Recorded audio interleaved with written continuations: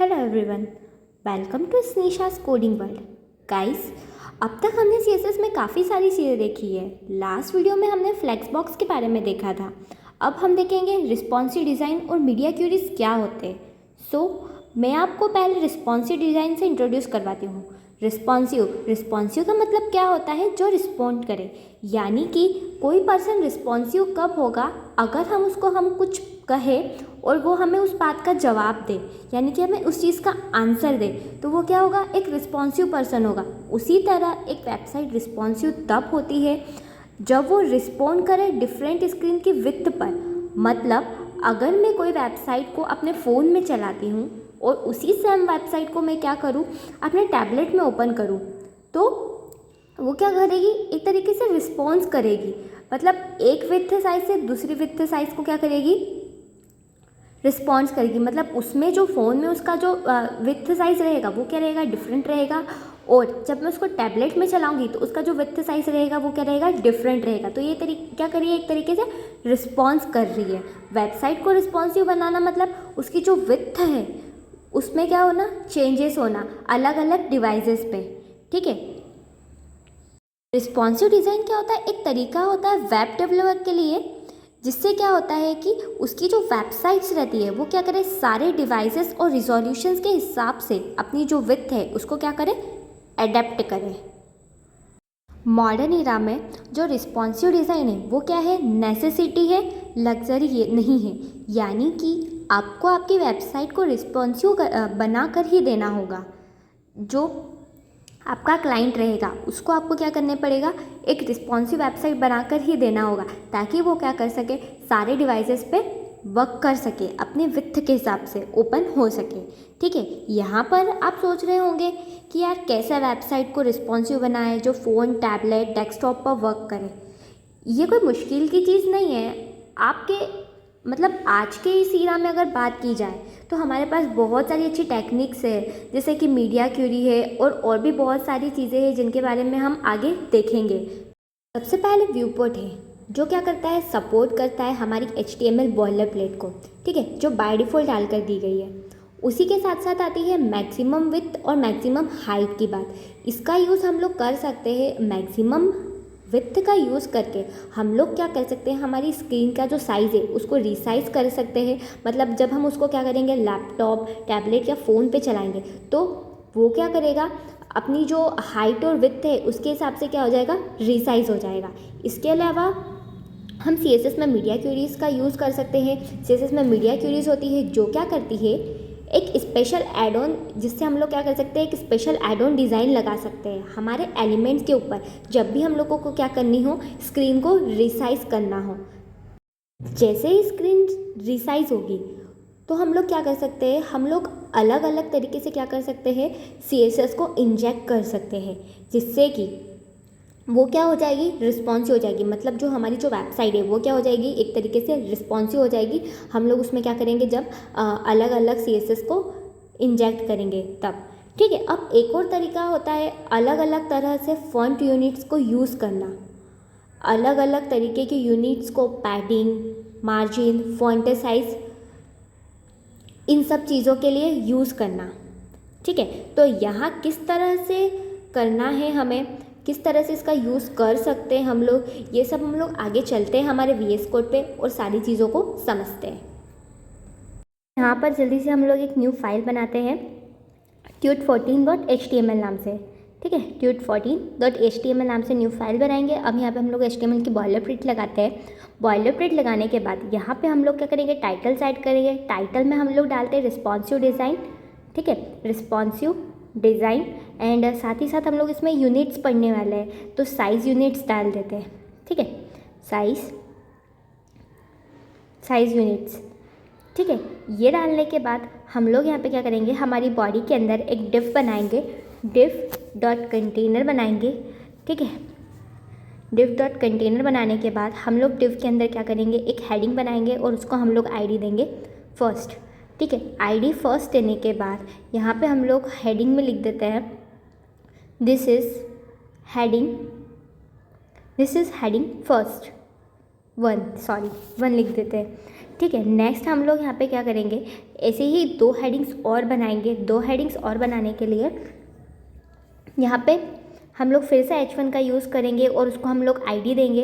H1 hash ID देने के लिए हम लोग हैश का यूज़ करते हैं, हैशटैग का यूज़ करते हैं। ठीक है, ID सेकंड कर दें यहाँ पे और यहाँ पे लिख देंगे दिस इज़ हेडिंग सेकंड। ठीक है, दिस इज़ हेडिंग सेकंड लिखने के बाद यहाँ पे हम लोग एक हेडिंग और बनाएंगे H1 की ही, H1 नाम की हेडिंग बनाने के बाद इसको हम लोग ID फिर से देंगे और यहाँ पे ID हम लोग देंगे थर्ड। ठीक है, ID थर्ड। ठीक है, ID थर्ड देने के बाद यहाँ पे भी हम लोग कंटेंट डाल देते हैं हेडिंग के अंदर, हेडिंग डाल देते हैं दिस इज़ हेडिंग 3। ठीक है, हेडिंग 3। यहाँ पे सेकंड में मैंने गड़बड़ की है तो यहाँ पे सेकंड की जगह इसको 2 कर देती हूँ, दिस इज़ हेडिंग 2। ठीक है, सेव करेंगे। सेव करने के बाद लाइव सर्वर ऑन करेंगे तो हमारी जो तीनों हेडिंग्स है 1, 2 और 3 हमको दिख रही है, तीनों आ गई है। यहाँ पर अब हम लोग स्टाइल टैग लगाएंगे और स्टाइल टैग लगाने के बाद CSS सेट करने के लिए हम लोग यहाँ पे स्टाइल टैग लगाएंगे। स्टाइल टैग लगाने के बाद हमारा जो H1 है उसके अंदर हम लोग क्या करेंगे, जो टेक्स्ट अलाइन है वो क्या कर देंगे, सेंटर कर देंगे। ठीक है, टेक्स्ट अलाइन सेंटर करेंगे तो हमारा जो टेक्स्ट है वो क्या हो जाएगा, सेंटर में हो जाएगा। ठीक है, ये देखो हमारा जो टेक्स्ट है वो कहाँ आ गया है, सेंटर में आ जाएगा। अब यहाँ पे हम लोग देखेंगे कैसे हम लोग एम, रैम ये सारी यूनिट्स का यूज़ करेंगे। सबसे पहले एम यूनिट्स की बात करते हैं। एम क्या करती है, जो भी हमारा पेरेंट कंटेनर रहता है उसके रिलेटिव उसका जो फॉन्ट साइज़ रहता है उसको क्या कर देती है, सेट कर देती है। मतलब पेरेंट कंटेनर के रिलेटिव जो फॉन्ट साइज़ है उसको सेट करती है। जैसे मैं अगर यहाँ पर राइट क्लिक करके इंस्पेक्ट करूँ, ठीक है, राइट क्लिक करके इंस्पेक्ट करूँ तो यहाँ पे जो यूनिट है इसकी, देखो यहाँ पे इसकी जो फॉन्ट साइज़ की यूनिट है, ठीक है, फॉन्ट साइज़ कितना दिया हुआ है, 2 रैम दिया हुआ है। ठीक है, अगर मैं इसका जो फॉन्ट साइज़ है उसको चेंज कर दूँ, ठीक है, यहाँ पे कितना है, 2 रैम है। ठीक है, 2 रैम दिया हुआ है। यहाँ पे अगर मैं VS कोड में वापस जाकर इसका जो फॉन्ट साइज़ है उसको क्या कर दूँ, चेंज कर दूँ और चेंज करने के बाद इसको मैं सेट कर दूँ 10M को। ठीक है, तो इसका मतलब क्या है कि ये अपना जो पेरेंट है उसका 10 गुना साइज़ ले लेगी। ये देखो इसने क्या किया, अपने पेरेंट के हिसाब से 10 गुना साइज़ क्या कर लिया, सेट कर लिया हेडिंग का। ठीक है, अगर मैं यहाँ पे क्या करूँ, डॉट कंटेनर कर दूँ। ठीक है, डॉट कंटेनर करने के बाद अब मैं यहाँ पर जो फॉन्ट साइज़ है उसको 10 पिक्सल कर दूँ। ठीक है, 10 पिक्सल कर दूँ। मैंने यहाँ पे पिक्सल में दे रही हूँ। ठीक है, नीचे मैंने कहाँ दिया था, रैम में दिया था। ठीक है, और यहाँ पे H1 के अंदर नहीं, हमारी जो ID है फर्स्ट उसके अंदर जो फॉन्ट साइज़ है उसको मैं क्या कर दूँगी, 10 रैम कर दूँगी। मतलब H1 से हमारा जो फॉन्ट साइज़ है उसको हटा देती हूँ मैं और हमारे जो फर्स्ट ID है उसके अंदर अब मैं इसमें फॉन्ट साइज़ 10 रैम डाल देती हूँ। ठीक है, फॉन्ट साइज़ 10 रैम डालने के बाद सेव करेंगे तो ये देखो हमारी जो फर्स्ट हेडिंग है वो किसके रिलेटिव हो गई है, हमारे जो पेरेंट कंटेनर है उसके रिलेटिव हो गई है। इसकी जो फॉन्ट साइज़ है, मतलब जो फर्स्ट हेडिंग है उसका जो फॉन्ट साइज़ है वो कितना हो गया है, 10 रैम का उसने उसको कर लिया है, कंटेनर से 10 गुना ज़्यादा कर लिया है। ठीक, अब यहाँ पर 10 EM का क्या मतलब हुआ, यहाँ पर देखिए यहाँ पर 10 mm का मतलब हम लोग समझते हैं। ठीक है, यहाँ पर देखिए कि हमारे जो स्टाइल टैग है, कंप्यूटेड है, लेआउट है, इवेंट लिसनर है, ठीक है, ये सब चीज़ें दी हुई है। हम लोग यहाँ पे क्या करेंगे, कंप्यूटेड वाली टैब में जाएंगे। ठीक है, कंप्यूटेड वाली टैब में जाएंगे तो देखो यहाँ पे जो फॉन्ट साइज़ है ये क्या शो रहा है, हमको 100 पिक्सल का शो हो रहा है। ठीक है, अब यहाँ पे 100 पिक्सल कैसे हो गया फॉन्ट साइज़, आप लोग भी सोच रहे होंगे कैसे आ गया यहाँ पे। तो देखो मैं आपको बताती हूँ कि ये 100 पिक्सल कैसे हुआ है। ठीक है, मैंने यहाँ पे जो फॉन्ट साइज़ है वो कितना दिया है, 10 EM दिया है। ठीक है, 10 EM ये क्या होगा, अपने पेरेंट का 10 गुना होगा। ठीक है, पेरेंट का क्या होगा, 10 गुना होगा। ठीक है, यहाँ पे मैंने जो कंटेनर था, ठीक है, अगर हम कंटेनर की बात करें, कंटेनर था उसका फॉन्ट साइज़ हम लोगों ने कितना दिया, 10 पिक्सल दिया। 10 पिक्सल का इसने क्या किया, 10 गुना करके दिया। मतलब 10 पिक्सल का अगर हम 10 गुना करेंगे तो कितना आ जाएगा, 100 पिक्सल आ जाएगा। ठीक है, और हम लोगों ने जो H1 है उसमें कितनी दी है, 10 EM दी है, 10 EM दी है। तो अगर इसको पिक्सल में करेंगे तो ये कितना आ जाएगा, 100 पिक्सल में आ जाएगा। ठीक है, तो मतलब यहाँ पे ऐसा बोल सकते हैं कि हमारा जो कंटेनर है वो किसके रिलेटिव है, हमारे पेरेंट कंटेनर के रिलेटिव है। ठीक है, मतलब हमारा जो फॉन्ट साइज़ है H1 का वो किसके रिलेटिव है, पेरेंट के रिलेटिव है, ठीक है, यानी कंटेनर के क्या है, रिलेटिव है। अगर मैं यहाँ पे क्या कर दूँ, इसको 4 पिक्सल कर दूँ कंटेनर के अंदर, ठीक है, तो हमारा जो हेडिंग है उसका 10 गुना ज़्यादा हो जाएगा। तो 10 गुना होगा तो कितना आ जाएगा, 40 पिक्सल आ गया यहाँ पे, ठीक है, मतलब 10 गुना होगा हमारे जो EM में हम लोग देंगे वो क्या होगा, पेरेंट के 10 गुना ज़्यादा होगा। तो हमारा जो हेडिंग है उसका फॉन्ट साइज़ पिक्सल में कितना आ गया, 40 पिक्सल आ गया, ठीक है। यहाँ पे आप लोगों को आई थिंक समझ में आ गया, मैंने रिफ़्रेश कर दिया है तो वापस वो क्या हो गया, 100 पिक्सल हो गया, ठीक है। अब मैं क्या करती हूँ कि मैंने जो एक्चुअल साइज़ दिया है मेरे कोड के अंदर वो ज़्यादा बड़ा दे दिया है, तो हम लोग क्या करते हैं उसको थोड़ा सा छोटा कर देते हैं, छोटा कर देते हैं कंटेनर के अंदर, ठीक है, तो उसका क्या हो जाएगा, 3 गुना हो जाएगा, ठीक है। तो यहाँ पे मैं इसको कर देती हूँ 3 पिक्सल कर देती हूँ, ठीक है, 3 पिक्सल सही रहेगा साइज़, 3 पिक्सल कर दिया। अब इसको सेव कर लेती हूँ, सेव करने के बाद लाइव सर्वर को ऑन करती हूँ, ठीक है, तब मैं आपको बताती हूँ कि ये कैसे दिखेगा, ठीक है। यहाँ हमने 3 पिक्सल किया, ठीक है, H1 के अंदर जाएंगे और इसका जो फॉन्ट साइज़ है उसको पिक्सल में देखेंगे तो कितना हो गया, 30 पिक्सल हो गया। अब मैं यहाँ पे क्या करती हूँ कि हमारी जो फर्स्ट आईडी है उसके अंदर मैं पैडिंग सेट करती हूँ, ठीक है, पैडिंग सेट करूँगी यहाँ पे 3 EM की, ठीक है। 3 EM की सेट करने के बाद आप सोच रहे होंगे यहाँ पे कितना आएगा, पेरेंट के रिलेटिव आएगा तो कितना आएगा, 30 आएगा, 30 × 3। अब यहाँ पे कंप्यूट करके देखते हैं कि कितना आ रहा है। तो यहाँ पे जब हमने कंप्यूट किया तो ये देखो इसकी जो पैडिंग है वो कितनी आ रही है, 90 आ रही है। अब आप सोच रहे होंगे कि 90 पैडिंग क्यों आ रही है, ऐसा क्यों हो रहा है, 3 × 10 to 30 होना चाहिए, पर ऐसा नहीं होता है। यहाँ पे क्या होता है कि जैसे हम लोग क्या करते हैं, पैडिंग के पहले अगर हम लोग क्या करते हैं, फॉन्ट साइज सेट कर देते हैं, ठीक है, मतलब मैंने यहाँ पे क्या फर्स्ट के अंदर पैडिंग के पहले फॉन्ट साइज सेट किया है, तो जो पैडिंग है वो किसके रिलेटिव हो जाएगी, किसके रिलेटिव सेट हो जाएगी, हमारा जो फॉन्ट साइज़ है उसके रिलेटिव सेट हो जाएगी। तो हमारा जो फॉन्ट साइज़ है वो किसके रिलेटिव है, कंटेनर के फॉन्ट साइज से रिलेटिव है, मतलब 3 × 10, ठीक है। कंटेनर के फॉन्ट साइज से तो कितना हो जाएगा, 3 × 10 कितना हो जाएगा, 30 हो जाएगा। और हमारी जो पैडिंग है वो किसके रिलेटिव हो जाएगी, उसके पहले जो हमने फॉन्ट साइज़ दिया है उसके रिलेटिव हो जाएगी। तो कितनी हो जाएगी, 3 × 30, फॉन्ट साइज़ हमारा कितना हो गया, 30, तो 30 × 3 कितना हो जाएगा, 90 हो जाएगा। तो हमारी जो पैडिंग है वो कितनी सेट हो जाएगी, 90 सेट हो जाएगी, ठीक है।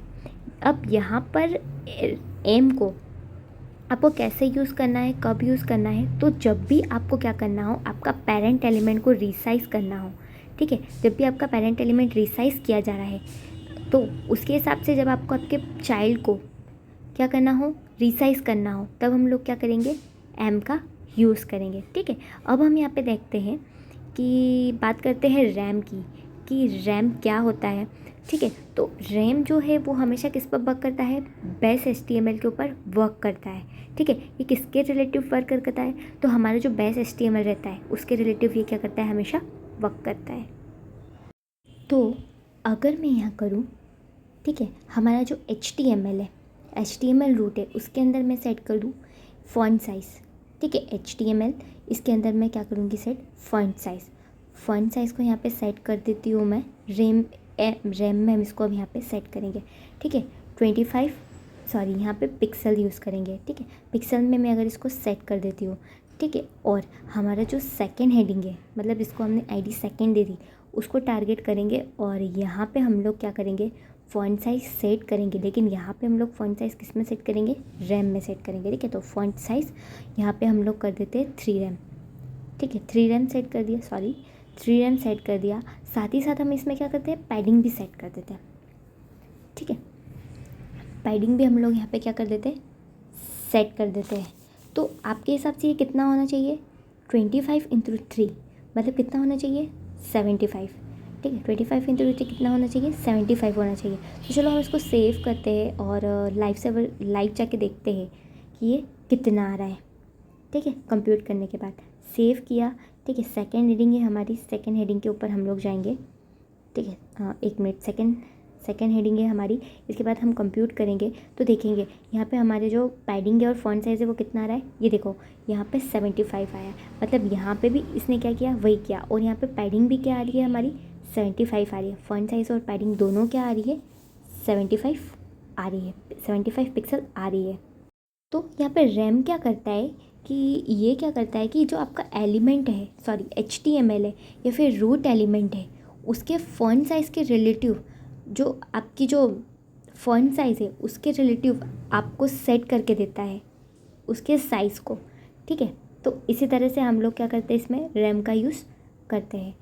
तो रैम कब यूज़ करनी है और एम कब यूज़ करनी है, मैं आपको बताती हूँ। जब आपको ऐसा फ़ॉन्ट साइज़ चाहिए जो पेरेंट पर डिपेंड करता हो, वहाँ पे हम लोग किसका यूज़ करेंगे, एम का यूज़ करेंगे, ठीक है। और कभी कभी आपको चाहिए कि मैं पूरे के पूरे पेज का फ़ॉन्ट साइज़ सेम रखना चाहती हूँ, ठीक है, यानी कि रिलेटिवली रखना चाहती हूँ, तो हम लोग क्या यूज़ करेंगे, रैम यूज़ करेंगे, ठीक है। और ये कोई बड़ी चीज़ नहीं है, जैसे जैसे आप इसका यूज़ करोगे, ठीक है, आपको अच्छे से समझ आने लग जाएगा और आप समझ जाओगे कि रैम का यूज़ कब करना है और एम का यूज़ कब करना है। अब हम आगे चलते हैं, देखते हैं व्यू पोर्ट हाइट और व्यू पोर्ट विड्थ, यानी कि VH और VW क्या होते हैं, ठीक है। तो अगर मैं क्या करूँ, मेरा जो कंटेनर है उसके अंदर मैं क्या कर दूँ, बॉर्डर सेट कर दूँ, ठीक है। बॉर्डर सेट कर देती हूँ 2 पिक्सल सॉलिड ग्रीन कलर की, ठीक है। ग्रीन कलर की सेट करने के बाद, ठीक है, सेव करूँगी, लाइव सर्वर को ऑन करूँगी, तो जो बॉर्डर है वो क्या हो जाएगी, आ जाएगी, ठीक है। हम लोग बॉर्डर क्या हो गई है, हमारी आ गई है, ठीक है। हम लोग यहाँ पे एक काम करते हैं कि हमारे जो फर्स्ट और सेकंड में हमने जो कंटेंट डाला है इसको हम लोग क्या कर देते हैं, फ़िलहाल कमेंट आउट कर देते हैं, ठीक है। यहाँ पे हम लोग इसको क्या कर देते हैं, कमेंट आउट कर देते हैं, और सेकंड वाले में भी हम लोग इसको क्या कर देते हैं, कमेंट आउट कर देते हैं। अब मान लो मैं क्या चाहती हूँ, हमारे जो कंटेनर है उसकी हाइट और विड्थ को सेट करना चाहती हूँ, ठीक है। तो कंटेनर के अंदर मैं इसकी जो हाइट है उसको कर देती हूँ 400 पिक्सल की, ठीक है। हाइट और विड्थ भी सेट कर देती हूँ, साथ साथ इसकी जो विड्थ है उसको कर देती हूँ मैं 400 पिक्सल की, ठीक है। अब मैं क्या देखो, 400 पिक्सल क्या हो गया है, आ गया है। अगर आपने कई बार सोचा होगा कि मैं जो कंटेनर है इसको पूरी स्पेस दे दूँ, मतलब पूरी विड्थ दे दूँ नीचे तक, तो आप क्या करते होंगे कि इंस्पेक्ट करने के आप क्या करते होंगे कि इसकी जो हाइट है उसको ना पूरा कर देते होंगे, मतलब बढ़ा देते होंगे, ठीक है। जैसे यहाँ पे मैं देखूँ तो कंटेनर के अंदर मैं अगर कंटेनर की जो हाइट है उसको मैं क्या कर दूँ, यहाँ से बढ़ा दूँ, और उसको तब तक बढ़ा दूँ जब तक ये क्या करे, पूरी हाइट ना ले ले, ठीक है, पूरी हाइट ना ले ले। हाँ, ये है कि ये तरीका गलत नहीं है, लेकिन ये क्या हो जाता है, थोड़ा सा कन्वीनियंट हो जाता है, ठीक है।